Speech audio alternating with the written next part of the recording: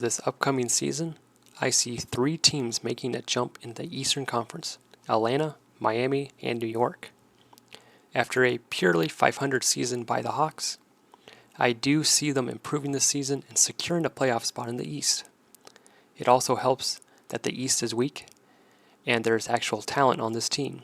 With Quinn Snyder having the entire season to coach the Hawks, they will be more consistent overall. They did win 2 games against the Celtics in the playoffs, and that is something to sniff about. The most important improving is the coaching for Atlanta. The main situation that they will have to solve is how to play Murray and Young together. It is smart to have at least one of them on the floor at all times, so there's a true point guard on the floor. If both can learn to play without the ball, there will be a jump in wins for the Hawks, as their offense will be more efficient. Their center play is decent, as Capella and Okongwu are the centers that most teams want, as they are rim protectors that can catch lobs. Their perimeter play has decent players in Sadiq Bey, Bogdanovich, and DeAndre Hunter. If Hunter and Bey can improve their outside shooting and develop a few moves to create their own shot, that greatly improves the Hawks. If the Hawks can move some players like John Collins to get another athletic forward or ranged big, the Hawks will improve. Personally, I don't think John Collins is an awful player, but he is a serviceable player, but he would probably work better in an Aaron Gordon type of role. He's not a true number 2 or 3 option, and definitely not a third option for a finals or conference finals team. Overall, I think the Hawks have decent pieces that do fit together with a little work, and that should produce a better regular season than last year.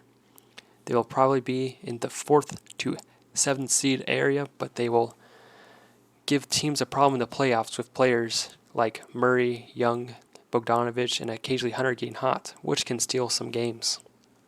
The Knicks are the team I see making the biggest skill jump, especially during the regular season and making some moves in the playoffs.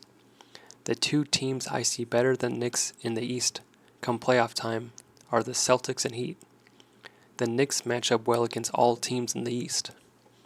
After last season's performance, the New York Knicks are designed to create some problems in the East.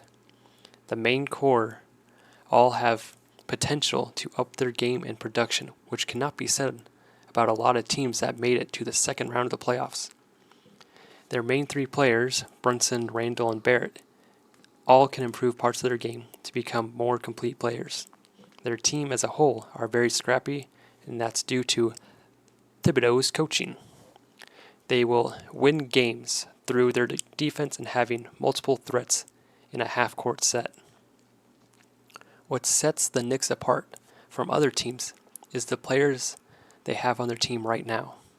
With the addition of DiVincenzo, the Knicks have 3 Villanova Wildcats on their team, who are Brunson, Hart, and DiVincenzo. Those players from that program are sound with their fundamentals and playing a winning brand of basketball. DiVincenzo will add another ball handler, perimeter defender, and outside shooter. For their big men, they have Randall, Mitchell, Hartenstein, and Sims. Their rebounding will be one of their strong suits. If they can grab one more decent big man just for depth to deal with injuries, that will help them throughout the regular season. Their big men are more designed to be defensive anchors and not so much an offensive juggernaut. Look towards the offense to be carried by the guards, with Randall getting his share in the mix. Looking at the perimeter, they have plenty of defense: Brunson, Hart, DiVincenzo, and Grimes.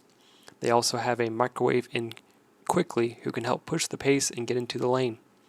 This team has options and layers, which makes it difficult to defend against them.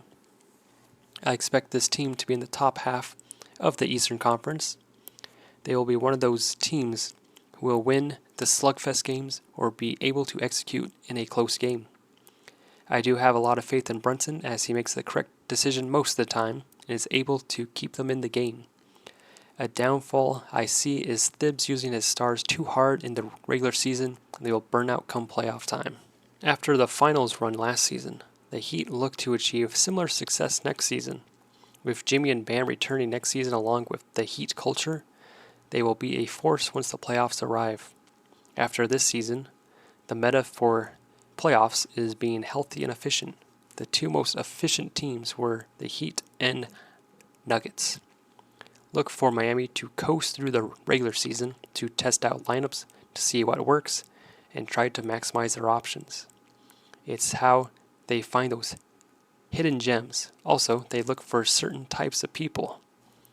With the loss of Strus and Vincent, Miami should be fine as they are consistent with finding players that slide through the cracks that fit their system. Josh Richardson is returning for the Heat, so that will likely be a replacement for Strus. I am sure that they will find someone before the season to replace the role for Vincent.